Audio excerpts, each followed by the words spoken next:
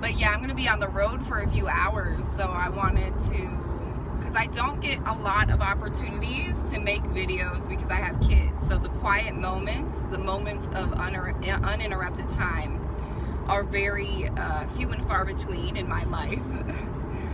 But I'm going to be on the road for a few hours, so it's like this is a perfect opportunity to get on here and talk to everybody. And yeah, I've just been like in this really awesome space this weekend. The equinox and the ending of Mercury retrograde has really, it was like this energy of highs and lows. So it would have like a day that was like blissed out. It was so amazing, right? And then the next day it would be like trigger after trigger. Like everything was triggering me. And I was like, you know, those days where you know you're just in this space and there's too much momentum that has accrued, and it's going to be really hard to dig yourself out of this frustration and everything. Like that's how it was for me. And when you get like that, sometimes because we're spiritual people and we understand that our frequency and our emotion and our vibration, it impacts what we manifest. We'll start to worry, and that just builds momentum in that negative direction. We'll worry that our thoughts and our bad day is going to manifest something terrible, you know, and that worry is something that, you know, we need to let go of. And that's a message that's really been brought forth for me to speak about, is when you're in a negative space, to really not be so hard on yourself. Be very easy on yourself.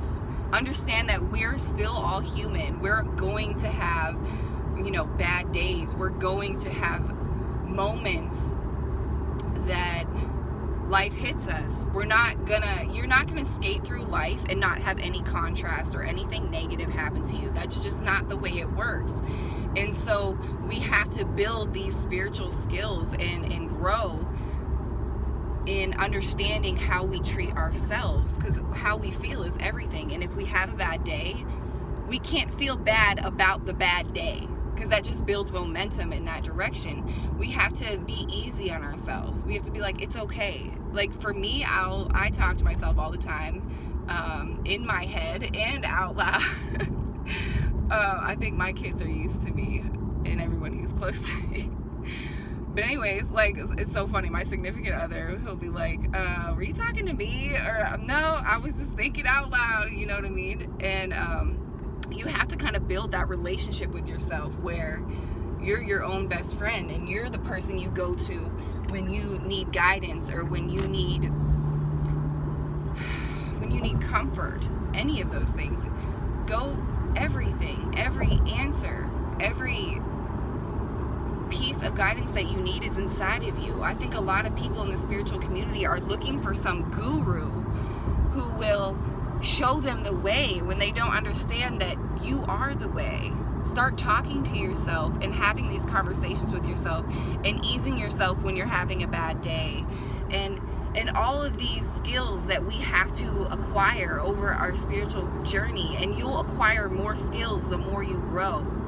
So if there's a situation that happens to you and you're shaming yourself, or you feel guilty, or you feel like, I had a situation the other day where my kids got into some things, and because I was like upstairs cleaning and I had the radio going, so like they had like 5 minutes to get into something, and it was just like everything was okay, but it was just like I was feeling like, I know that's like one of the programs that I have yet to drop, is that I felt inadequate as a parent because something, like, you know, they got into something and I wasn't there. How come I didn't see it? And I started beating up on myself, and I kept, you know, the wheel, once you get going on these negative thoughts, they can accrue that momentum, and the longer you let it go for, the harder it is to step in front of it and stop it.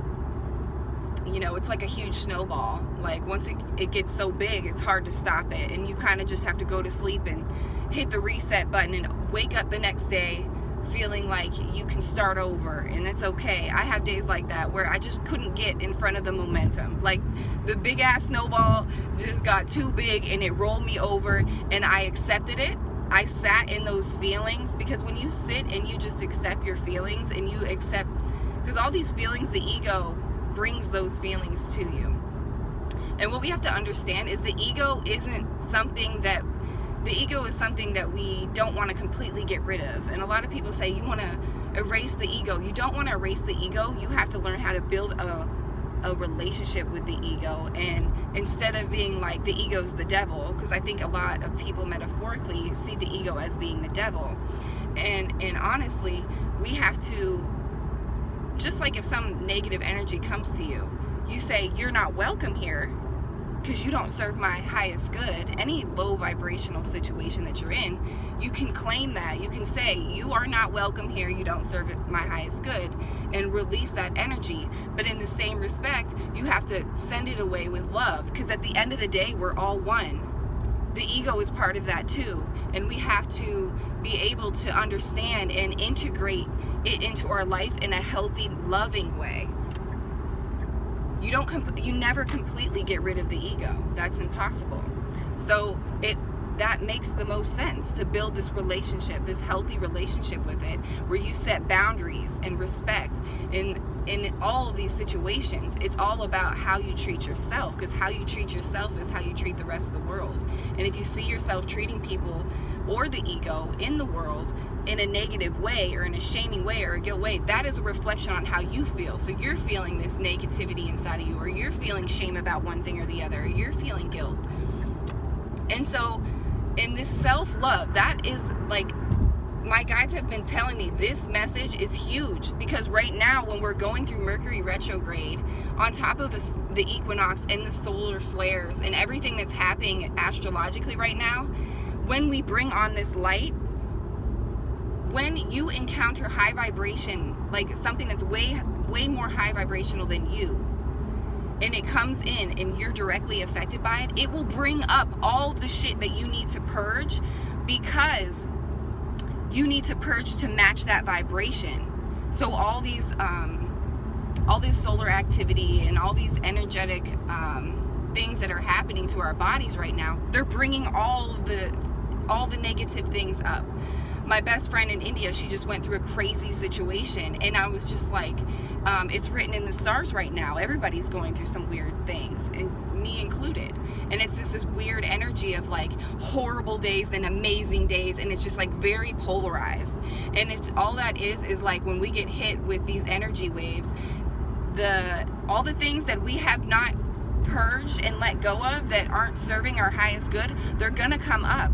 So we have another opportunity to address the situation in a different way, in a more loving way, perceive it in a different way.